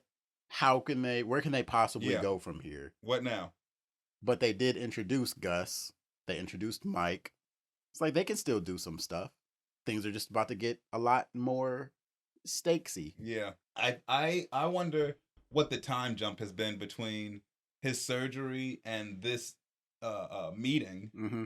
Because as the viewer, we can tell that something is off with Skylar. Walt lives with her. Yeah. He can't. Nothing seems weird about how she's acting, because she's acting weird in this scene. How do you know she hasn't been weird? You know how, like, Walt has this, like, weird persona? Oh yeah, like Skylar just has a fake at-home persona. Yeah, she's the mom from Malcolm in the Middle at home for the last God. like 2-3 weeks. Everybody's terrified of her. Well, we know for a fact. Well, we know based on the timeline that we saw that this episode happens over the course of a month. Basically, the question is, where's the time skip? Right? Like, yes, Jane dies. Jesse goes to a drug den. Walt finds him, checks him into rehab, and then has his operation. But when he finds Jesse, he tells Jesse, my operation is Friday. So it's like... So those two things are the same week. Yeah, at least. Because there's surely a time skip between Jane dying and Walter finding Jesse. Mm-hmm. And then there's a time skip between Walter finding Jesse and his surgery. And then there's a time skip between Walter's surgery and this meeting. Mm-hmm. And then somehow... They probably go home. He's wearing this outfit for the rest of the episode. Yeah. So the rest of this episode is on the same day. So yeah, you gotta wonder. I mean, where is the surgery in all of that? I think it's maybe halfway through. You know what I'm saying? Like, I feel like it's gotta be at least enough time for Walter to grow this goatee. Yeah. Like, he's got his season 3 look right here. So I'd say, I don't know, man. How long does it take for Walter White to grow a goatee? 2 weeks? I can't grow a goatee. You tell me. How long does it take to grow a goatee? I don't know. My facial hair don't grow all like that. Yeah, I was like, This hair grows. I haven't shaved in months. Yeah, so this is like a year later, man. It's hard to tell, man. The time skips, they don't really give you any indication, but I don't know. It depends on how important that is to you. Like, I don't think we'll ever get the kind of outline that'll tell you specific events and what day they happened. Or just how far away from each other they are. Mm-hmm. Like, how long was Jesse in the trap house before Walt found him? A week? 2 weeks? Man, I don't know. It can't be like that long. Could be. I'm still like struggling with the fact that Jesse and Jane were doing heroin for like 3 months, 2.5 months. Yeah. Like, what? Maybe not every day, Probably, though. It's heroin. They were probably doing it every single day. Well, Jesse was already smoking meth every single day. I don't know. You really only got the impression that Jesse smoked meth when he was really stressed out. We've just seen him really stressed out a whole bunch since Walter came into his life. Yeah, I guess you're right. So he's definitely addicted to meth. Was he doing it every day? We don't necessarily know that. I bet he was. But yeah, as far as this time skip, I don't know. I don't know if we'll ever know. I'm just like reliving this scene in my head, and he has this big stupid ass smile on his face. Look how she's looking at him. Any man who has ever had a woman look at him that way, something's amiss. My stomach will be hurting like I'm in trouble. Yeah. Or something. You know what I'm saying? Remember that feeling when like you got home before your parents and your report card was there and you saw it and it was not good? Mm. She's looking at him like, you motherfucker. Like something's amiss. Something has been amiss for at least weeks. At least. I mean, he seems to have recovered from his surgery. They did just like rip his lung open. So you would think that some sort of rehabilitation has to happen before, he can just be independent. Yeah. So there has to have been some time. She's hated him the whole time. Oh, man. Women are really good at hiding that, though. Straight up intense hatred. When they passionate. secretly hate the person that they lay next to every night. Back at home, it's about to go down. Skylar lays it down for Walt. She and the kids are crashing with Hank and Marie for the weekend. And while they're gone, he needs to hit the road. She's entangled the web of Walt's lies. His second cell phone was just the tip of the iceberg. She's uncovered the truth about Gretchen and Elliot not footing the bill for his cancer treatment, the fake fugue state act, and the fact that he never visited his mother or told her about his battle with cancer. Walt's house of cards is crumbling. Walt, desperate to keep things together, follows Skylar outside, throwing promises in the air. He's willing to spill the truth, but Skylar ain't having it. She tells him, keep it to yourself, bro. I don't even want to know. Bro, why did he let it get to this point? Just grab her by the shoulders and be like, listen, stop whispering in my ears. We have $500,000 in the basement. You're not going to do that. Nah, you're not going to whisper in my ear. Listen, shut up. We're rich. Just let me explain. All right, you finally caught me. You got it. I got it. She's doing this Harley Quinn shit. Yeah. Like, what is all this? This is toxic. And I understand Walt's been toxic for months at this point. But listen, and I understand that you're not going to get a straight answer out of him, so you might as well just show your ass. Fuck it. Yeah, that's probably her mindset. Nah. She's given up on knowing the answer. Weeks for this. This has just been building up. Bro, imagine every time that she thinks that she's figured it out and she calls somebody for answers and she doesn't have it figured out, it probably just spins some even crazier shit in her. She probably had it figured out when Walter's fucking Gretchen. And then you call Gretchen and have that conversation and it's like, well, Walter's not what Gretchen. The fuck is going on? Let me call his mom. What the fuck is going on? Fuck it. I don't even want to know. Yeah. I don't even want to know anymore. We're leaving. Junior, pack your bags. We out of here this weekend. We're going to tell Walt at the last minute and then dip. Junior's probably already at Hank and Marie's house. Yeah, probably. Or she's going to pick him up from school. But like, how did you let it get to this point? Everything that you've done in this show so far has been for your family, and your family is about to walk out the door. And you don't just up until like We got $500,000 in the basement right now. that's the way I feel about it. I feel like if you're doing it for your family and your family's getting ready to leave because of what you've been doing, it's time to spill the beans. It's time to spill the beans. Like, what's the point of hiding it anymore? Why is it a secret anymore? Who are you Who are you hiding it from? Your family's gone. You don't have cancer anymore, so you don't need this money for cancer. Like, what are we doing? What are we doing? You're gonna let your whole family leave for what? Because you did this thing that you were supposed to leave this money for your family while you died. Like, it's dumb. It makes no rational sense. I got into this rant though and hadn't read the fucking read yet. So it's okay. I'll still put it in the right. I'll still put it in the right spot. The magic of editing. Motherfuckers will never know. I can't believe that my dude never even told his mom. All right, so that's another point of contention for me, and I understand like what you said earlier about like liking, like preferring it sometimes to be able to draw your own conclusions and, you know, making up your own headcanon or having theories about what things were like. But Walter and his mom aren't cool to the point where, one, Skylar hates her. Because there's the one episode where he did say that he was going to, you know, visit his mom, and he's like, I'll call you, and she's like, don't, like, I don't want to have to risk talking to your mother. Yeah.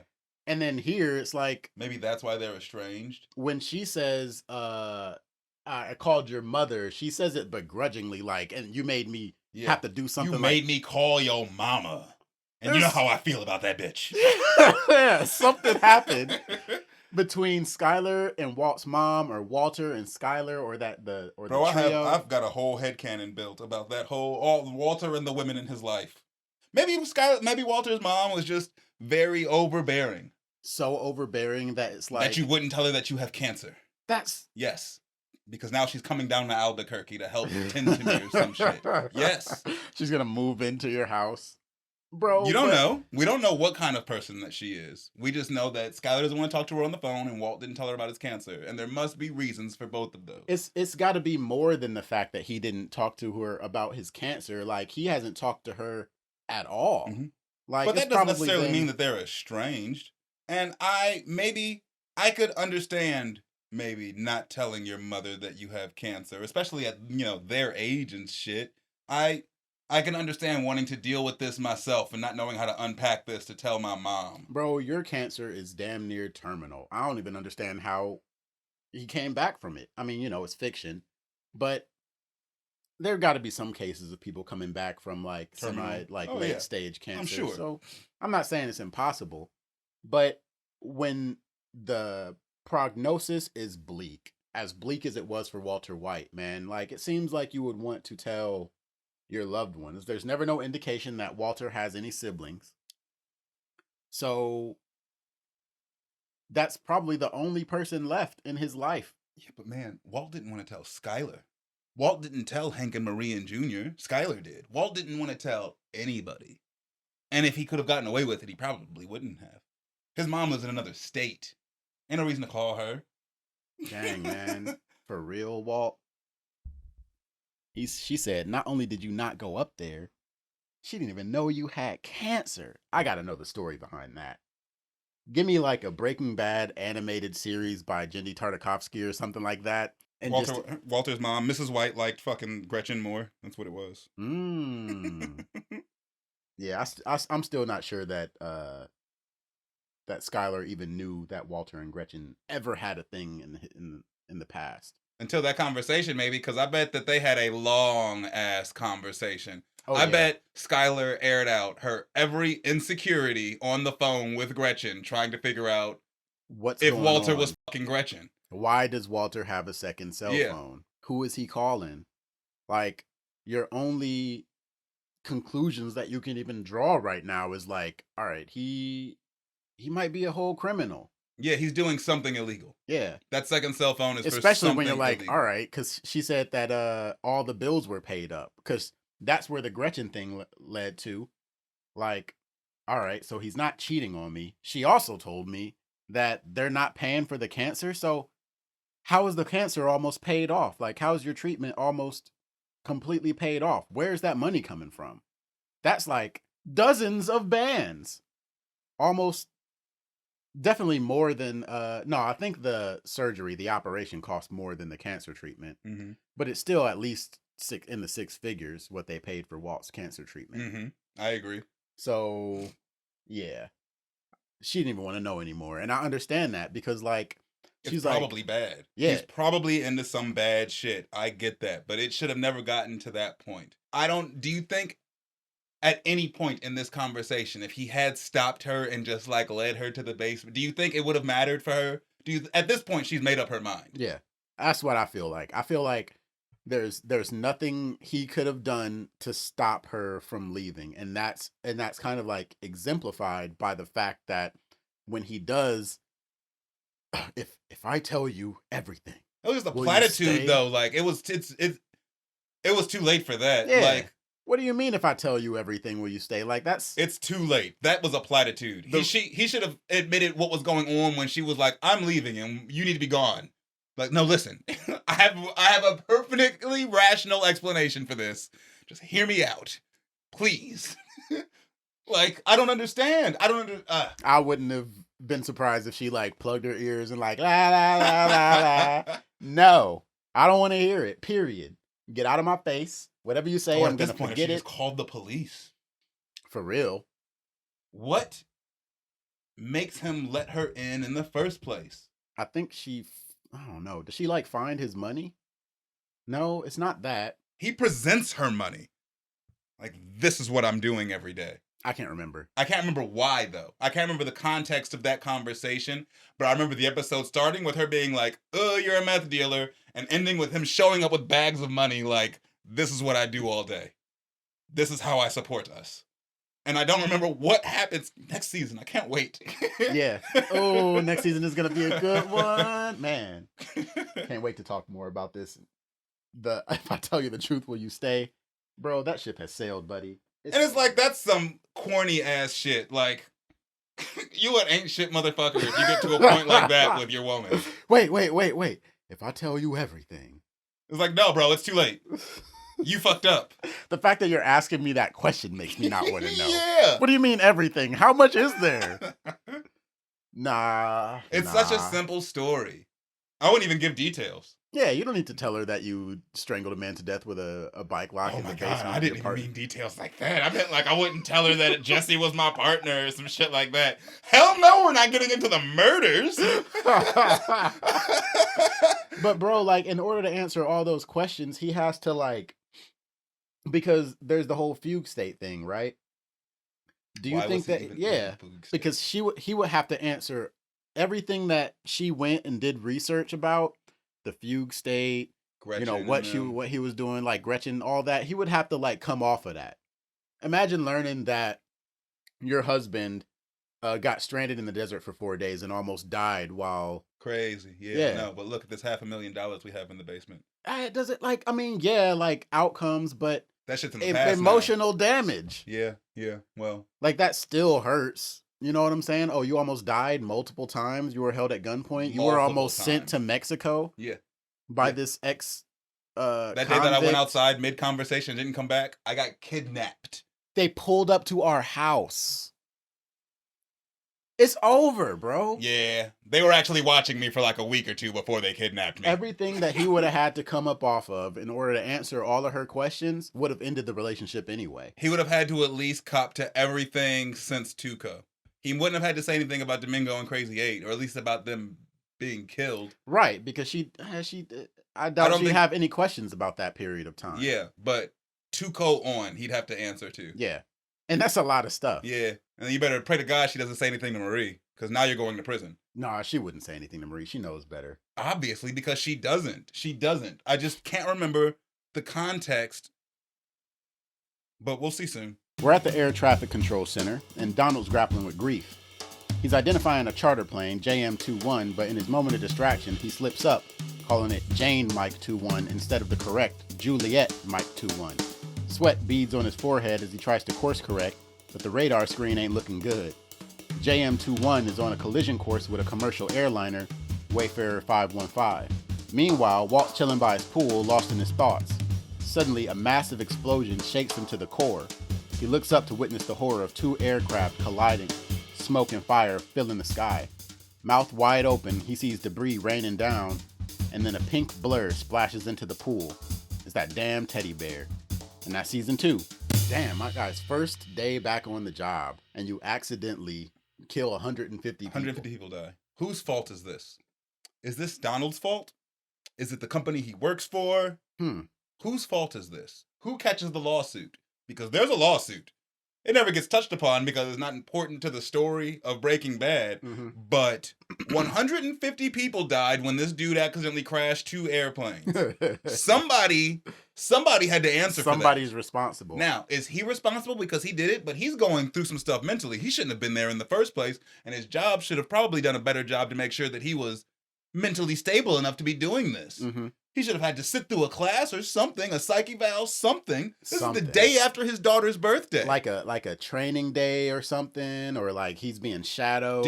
He's shadowing somebody. No one realized that yesterday was Jane's birthday? Nah, not even us. Whose fault is this? I think, you know what? It's crazy because literally just like 4 episodes ago on this show, I was expressing some ideas about this plane crash that I'm like, yo, it comes out of nowhere. It never has like an impact on the story. But it kind of makes me feel like this is what Breaking Bad season 2 is about, right? Like if you take season 2 in a microcosm and just think about it from start to end, then this season is about cause and effect. It's about like the butterfly effect and how tiny little things happening can change or cause something to happen that's so bizarre and far removed that it's hard to understand or hard to get down to how this happened and whose fault it is. I think that my views on this airplane crash has changed because I now understand Donald's role in this. I understand Jesse's role in this. I understand Jane's and Walt's role in this, and how all of that stuff together created this situation that caused this plane crash. It's not any one person's fault.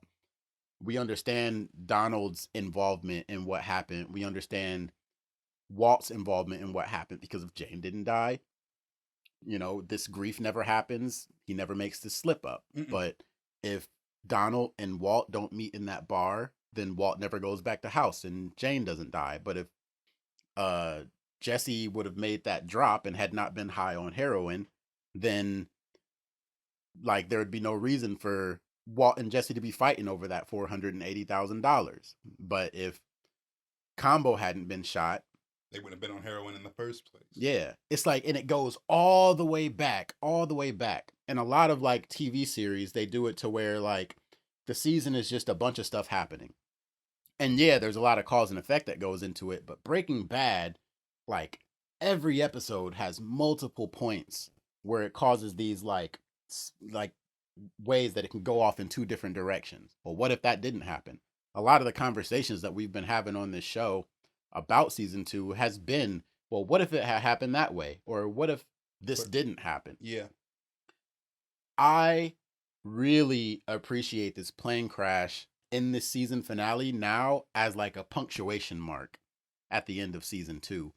And I think the point of it is for you to ask that question that you asked me. Whose fault is this? I definitely don't blame Donald. I mean, I remember at first, when I first watched this show, in fact, probably my first 2 times watching the show, I thought he did it on purpose. I did too. I thought he did it intentionally. I thought like, I don't know what I thought he was thinking, like he was mad at the world, or I thought he had just like fucking snapped or something. I thought he did it on purpose. Yeah, because of what we were talking about earlier, how like you don't understand the language of the air traffic I didn't controller. realize that he had a slip of the tongue and accidentally said his daughter's name, and that's what fucked it up. I didn't realize that this was an unintentional event. Yeah. Because I didn't understand what the fuck he was saying because he's saying it so fast and shit. But every air traffic controller watching the show was like, oh, he just fucked up. Yeah. He just fucked up. Yeah, I kind of envy people who understand air traffic controller language for that reason. It's kind of like I think we talked about this the first round, but it's kind of like in Adventure Time, which is a show that I'm watching for the first time, like right now, and the character Lady Unicorn speaks in like Japanese the whole time with no subtitles. No subtitles, so like you don't know what she's saying. Jake somehow understands her. He's fluent in Japanese. Yes, he never speaks it though. But like anyone who is fluent in Japanese can follow the conversation, like they understand what's happening. Mm-hmm. But like not me, so I'm always like, man, I wonder what she's talking about. I think that is the reason for my misunderstanding of this the first time, because like I'd never understood the context. Like I never saw his nervousness or even like followed the like the watched it with subtitles on. Yeah, with the subtitles. That actually really helped. Subtitles is what did it for me. Yeah. And you're like, all right. He clearly sent this ship up to this altitude, or this plane up to this plane up to the same altitude, and then pretty much tried to go back and course correct him, and that just did not. He even says like disregard. I don't understand at that point why the plane crash still happens. Like I don't know though. Maybe planes are really. You say disregard, and it's like motherfucker. I'm already on the way there. Like yeah, or he just didn't hear the disregard part, or he took the order and. Like, human error. Yeah. But, like learning I think like the last time before we watched it together, the time before that I saw this episode, maybe like my third watch through, I didn't even watch it the whole way through. I was just like picking and choosing episodes. Mm-hmm. And all the season finales were included in that. And when I watched this that time, I was like, oh, like that was an accident. He didn't do that on purpose. And I think it was the subtitles that did it for me too.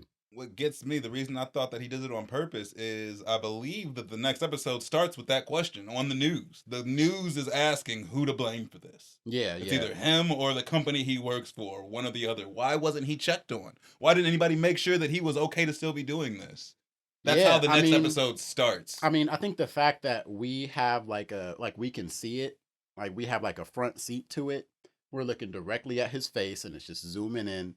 Kind of gives us the insider knowledge that he didn't do it. But imagine if you saw something like this on the news. Donald Margolis, air traffic controller, steers two planes into one another. We just learned that his daughter just passed away. Her birthday would have been yesterday. And you're like, all right, that would be the question. Did he do it on purpose? Was it like, fuck the world? Or that would be the question. You're right. That would be the question on a lot of people's minds. Yeah. People would question this. He definitely lost his job, poor guy. Oh, yeah. Oh, yeah. He's not working that job no more. That was a good question that you brought up, too. Like, what happens to Donald Margolis after this? Like, where does he go? We never hear from him or see him again in anything. But it's like, this ruined his life. Yeah. Guaranteed it ruined his life. I wonder what like you said, like, what's the accountability like? Like, who pays for this? I mean, obviously he got fired, but does he serve jail time? Does he owe like restitution money? Yeah. Like what? He just killed 150 people. He just a genocide, low-key, a little one. He killed more people than Walter did this whole show, right then on accident. So like, does he catch any sort of criminal negligence or something? Like, yeah, that's a good. I don't know, man. But is it his fault? I know that. Should he have even been at work that day? So as a bartender, I know that I can serve a person a drink. I can get a person drunk and they can drive home. If they kill someone or if they're in an accident, they go and they ram into somebody head first and kill someone. The family of the deceased can sue me for serving him those drinks. Huh. Directly. They can sue me and they can sue the bar. And they can sue the driver. Oh, so I'm sure that happened to him a lot. I'm sure a lot of those families sued him and the airline or whatever company he works for. Damn. Because you thinking from those families' perspectives, I don't give a fuck about Jane Margoli. Right. Like, I don't give a fuck about any of these people. I'm suing she's just some girl who overdosed on heroin. Yep. And now As my far as family's they're dead on concerned. this fucking Yeah. plane. But like the Walter's death count, right? His kill count. Anywhere you look, they're including the Oh, yeah, people the who plane- died in this plane yeah. crash. Yeah, and I don't necessarily think that's fair to Walter, but whatever. I think it's just a way to rack up Walter's kill count. Just to inflate the numbers. Yeah. Well, I don't really hold Walter responsible for any of these deaths. Hmm. Walter and Donald had that conversation in the bar months ago at this point. Hmm. Like, I can't blame Walter for this one. I can't put those 150 deaths on Walter. Nah. No. I can put Jane on Walter. I can't put the other 150 people on Walter. That doesn't make sense to me. Okay. I think enough time has passed. Other people should have taken the reins on this one. Yeah. He's got an HR person. He's got supervisors and managers and people who are aware of what just happened to him in his life. How do you know they didn't just do how do you know they didn't do a psych eval or something like that with him? All we can tell for sure is that they didn't put him through any like re-entry program at all, because this is his first day back. Bro, I feel like that's definitely a type of job where you would need some sort of a re-entry. quick tutorial real quick. Yeah. We're going to have you shadow Brian. Let's put you on fucking Ace Combat 6 to make sure that you can do this properly. Like, nah, man. Yeah, a simulation, some Yeah. sort of simulator. I don't know. You got to. let's make sure that you can still do this.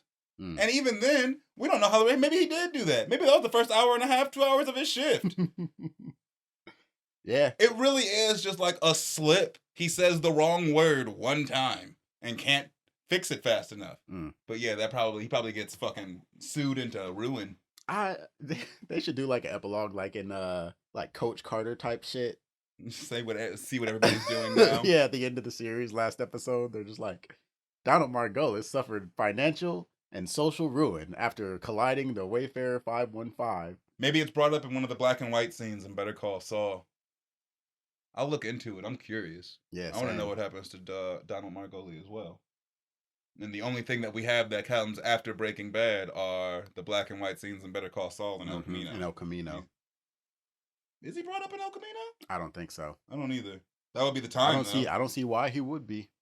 Because he's Jane's dad. Yeah, but El Camino takes place like a year and a half after Breaking Bad, or after this happens. You're right about that. This wouldn't be in the news anymore. Mm-mm.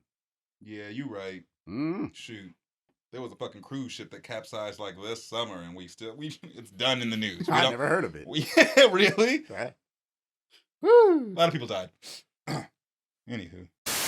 Season wrap up. What'd you think of season 2? I have a lot of opinions about season 2, but I feel like they're wrong. Because for one, I thought the beginning of season 2 was still season 1, and I think of season 2 and all I think of is like the last 3 episodes. Yeah. Yeah, the last 3 episodes are what really stick out in my brain when I think season 2. I think Jane dying. And right. All the bullshit drama that is because of Jane when she's such a small portion of the bullshit drama. Yeah. But all in all, this is a good season. I don't know if it's my favorite. I can't remember season 4 to save my life. But I want to say season 3 is my favorite season. Is Gus still alive in season 4? Gus dies I don't season think 4. Yeah, I don't think Gus dies until season 4. I think that's why it's difficult for me personally. It's difficult for me to differentiate things that happen in season 3 from season 4 things, because it has the same antagonist. Mm-hmm. It's not like a show like Dexter where there's a new primary antagonist every season. There's a person for Dexter to catch, and by the end of the season, he catches them. Mm-hmm. Breaking Bad rolls over villains into new seasons, and then there are other characters that are only in like 4 or 5 episodes. Yeah, I agree. Like Tuco himself was only in 4 episodes. This season? Yeah. Or total. Total. Yeah, you're right. Which is wild. He's such a big personality in the show. Oh yeah. Season 2 for me, I agree with the whole like first 2 episodes thing being a part of like season 1. But even outside of that, you know, there's a lot that happens. Combo dies. Gus in this gets season. introduced. Like I think it's a solid season. I think that season 2 is slept on for real, and I think for 2 reasons. In my opinion, I think the plane crash is one of them, and like the people's like kind of like ill regard for it, the way we felt coming into this season about the plane crash. And then I also feel that way because of Walter. Like this season to me is Walter's transition into the villain.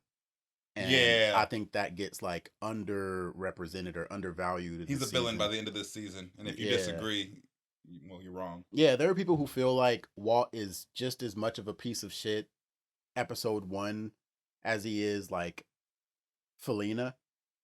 And I understand that point of view, but at the same time, there are little clues that are dropped throughout season 1 and in season 2 that give you hints as to like who Walter is and what he believes in, what he is or what he thinks he is and isn't willing to do.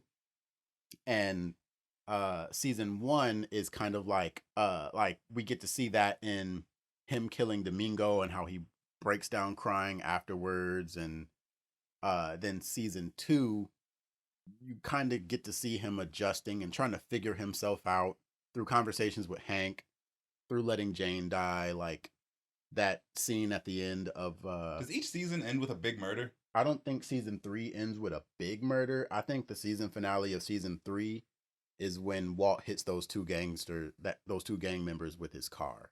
Is that the season finale? I want to say that's the season finale of season 3. Full Measure. Yeah, Full Measure is when Gale dies. Season 3, episode 13. That's the season finale. Oh, and because there's more Gus stuff with after Gale dies. There's a big death every season finale or towards the end of the season.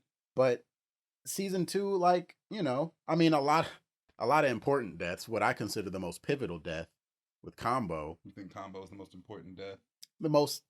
Yes, happens in season 2. So for me, I really feel like I agree with you. Season 2 still isn't my favorite season. I think it's a lot of people's not favorite, but continue. But I think it's one of the more important seasons. Probably like, it's hard for me to not say it's the second most important season. I think people hate this season so much because of Jane and Skylar singing "Happy Birthday" to Ted. Yeah, there's a lot of cringy things that happen this season too. This is a very drama-filled. I think we should do that for each season from now on. Because there's some cringy moments in this season, but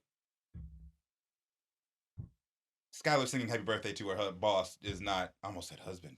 Is not cringy compared to like Todd shooting a 13-year-old in the chest. It's like, ugh. I think that a lot of plot, like I feel like season 2 is written so tightly. Like season 1 had a couple of things where there were plot lines that might have been left open. Like one of the ones that I can think of is Klepto Marie.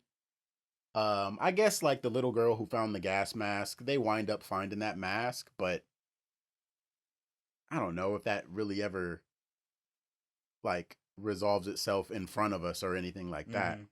My boy taking the rap for stealing the chemistry supplies. Poor Hugo. Yeah, it pretty much like that never really gets resolved because legally they would have had to let him go because there's no evidence that he stole the supplies. Albuquerque, New Mexico, I actually got into this debate on the fucking internet earlier today, and they arrested him for possession of cannabis, not for stealing the fucking supplies. They were able to arrest him because they found weed in his car. But then the DEA never goes back to look into who actually did steal the supplies. They just kind of assume that he did it and keep him on the thing that he got charged with. Yeah. So they're like, all right, we can book him for possession of marijuana, but we're going to assume that he's also the one who stole the chemistry supplies, even though we can't convict him for it. Hank at least says that he doesn't think that Hugo is Heisenberg. He doesn't think that he's his guy. I guess. But season 2 leaves no loose ends. That's also when he tells Walter Jr. that the shit is in bean speak. He's pretty racist. MVP of season 2, who do you think? Walt? Yeah. Why do you say that? Walt's the MVP of season 2.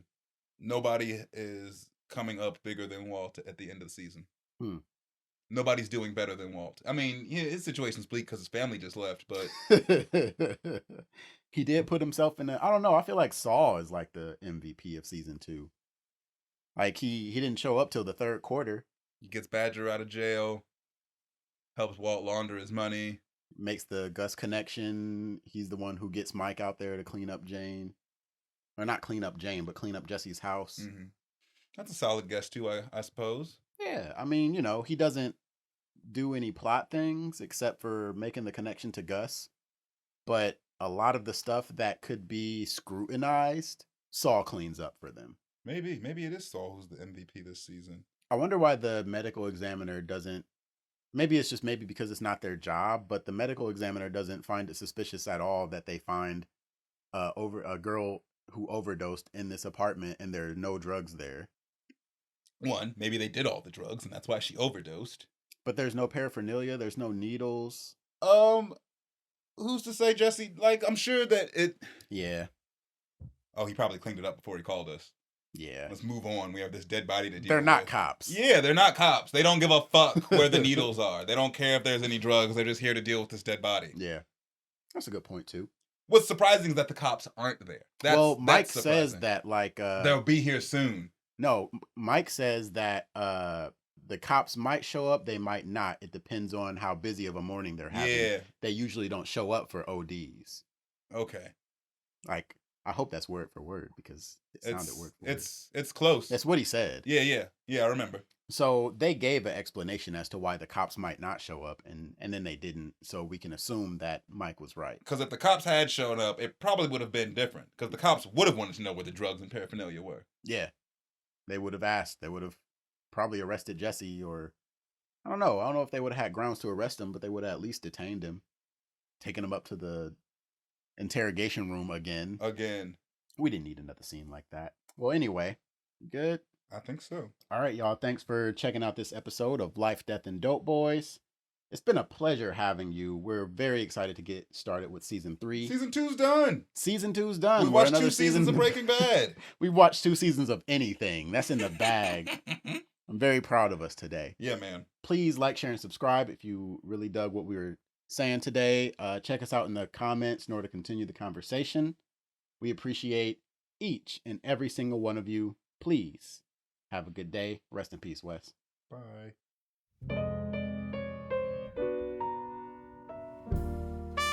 All right, Night Riders, we've reached the end of the road with Life, Death, and Dopeboys. We hope you've been vibing with Indy and Justin as they unwrap the chaos of Breaking Bad Season 2. Before you bounce, remember to hit that subscribe button, follow us for more late night tales, and keep the conversation alive on the streets. If you missed any of the action, hit rewind before we spill all the secrets. Big shout out to Jesse, Walt, and the whole Breaking Bad crew for keeping us on the edge of our seats. Until the next rendezvous, stay smooth, don't be shady, and keep it locked with Life, Death, and Dopeboys. Catch you in the shadows, Night Dwellers. Peace out.